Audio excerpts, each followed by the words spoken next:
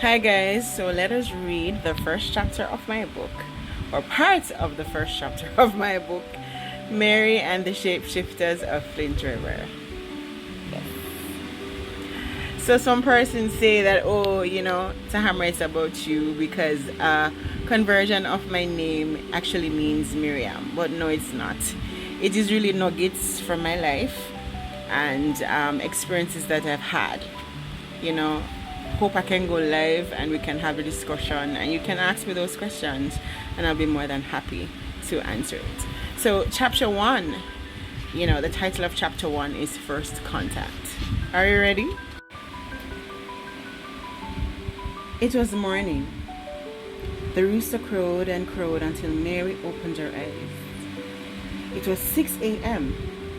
Slowly she got out of bed and started to get ready. Quickly she prepared an egg sandwich and had it with a cup of sorrel tea. Mary had a lot of chores to get done, and it was time to start working. She lived on 20 acres of farmland. The farm had chickens, ducks, and a greenhouse with hot peppers, sweet peppers, basil, tomato, and onions. The farm also had ackee, cashew, and pimento trees. The land belonged to her father, Mansfield James. Mary's father inherited the land from his father. The highway separated the farm from the Flint housing scheme and the nearby town of Flint. The first order of the day was to check the water levels in the tank.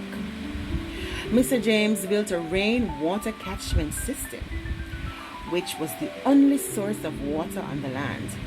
The catchment had 5 2,000-gallon tanks buried at specific spots on the land. This was hooked up to a water monitoring gauge since the drought had such a bad effect on the farm. Mary had to ration and to recycle and to upcycle the water. After checking the water levels, only 4,000 gallons of water were left. That was not going to last them any at all. Good morning, my little friends. How are you today? The chickens and ducks were happy to see her. Mary had a connection with the animals. They understood each other. She checked for eggs and gathered 3 dozen. Filled the grain and water pans, added straw, and opened the chicken coop. Off she went to the greenhouse and she harvested peppers, herbs. Off she went to the orchard, where she harvested ackee, cashew, pimento, and any good fruit that had fallen to the ground. It was 11 o'clock, and Mary she was beat. She was tired. She sat on the porch and sorted her harvest. She would sell what she wanted, and she would keep what it is that she needed to keep. Sister Mary, Sister Mary, Sister Mary. She looked at the gate and saw that it was Evangelist Tate. Hey, come in, Evangelist. Mary hurried to the gate to let her in. In a stern voice, no, Sister Mary, I'm not coming in. I just came to tell you the dream I had of you. Sister Mary, I dreamed that you're drowning at the river. Please be careful and don't go by the river today. That is how your brother and your father did. We don't even know what happened to your mother. She just vanished. Thank you, Evangelist. I will be careful. God covers me. My family's fate is not mine. Anyways, thank you. I have a lot to get back to. Mary was raised by Mass Ransford. All right. Then Sister Mary, all right. I hear you. All right. God bless. See you at prayer meeting later. And off Evangelist Tate went. Mary stopped and said a short prayer of protection under her breath. Yes, and she proceeded to go to the river. Now Mary had only 4,000 gallons of water, and that wouldn't last her farm. So you can imagine Mary had to go to the river. Yes, Mary's father was a master builder, and he laid 200 meters of 4-inch pipe from the banks of the river he owned to the 2 tanks. Once they were filled, they would be used to flood the trenches and the orchards and the field. In the times of drought, when there is no rainfall, this is what used to happen.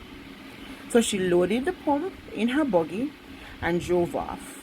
Shortly after she arrived at the stream head, unloaded the pump, started to set up. Then in the midst of setting up, Mary heard singing. Singing, she thought to herself, was odd. As the head of the distributor stream belonged to her family and no one else. This was her family land. This shore belonged to her family land. No, yeah, you're singing. Look here now. What kind of singing are going on? So fix it up, fix it up, fix it up. The voice in the distance was melodious, and for some reason she couldn't understand the words. The music was intoxicating and brought Mary's curiosity to life. It was like a spell. It was like a conjuring as she walked closer and closer to the main riverbank. The singing got louder and louder and louder. As she cleared the bushes, right there in front of her was a figure in the water, glowing and changing its shape. The creature sensed her presence, and somehow the two connected. It was as if they knew each other. As the creature came closer and closer, she screamed and tried to run, but her feet could not move. Run! Run! She screamed to herself, but she couldn't move. She was so frightened by what she saw, she couldn't believe what was really happening. Closer and closer the creature came. She became stiff and could no longer speak or move, and all she felt was warm liquid running down her leg. It was a monster! It hissed and stared at her. Suddenly, she heard singing again. It became foggy, and the creature started to hiss even louder. It ran to her, and she fainted. Listen to me. This is just a short part of chapter 1, First Contact, of my book Mary and the Shapeshifters of Flint River. Now, guys, let me tell you something. I'm no story reader, but I'm a storyteller. So jump on Amazon and go get a copy of my book. And listen to me, if you have KDP, just $5, guys, to download a soft copy. And if you're interested in getting a PDF version from me, reach out. Yes, I can talk to you about how we go about the payment options, and I can send it to you. Just the click of the mouse. So guys, I hope you get a copy. I hope you enjoy part of the reading that I did just a moment ago, and I'm hoping to do more like this. Let me know in the comments what you think.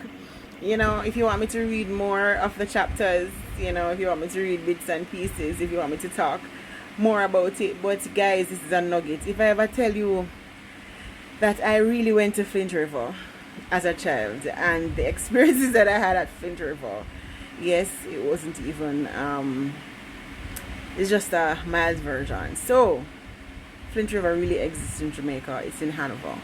Yes, and I just want you to know that these are really nuggets of my life. Some of these are familiar experiences. Some of them are exaggerated and fictional, but it is really a good read, guys.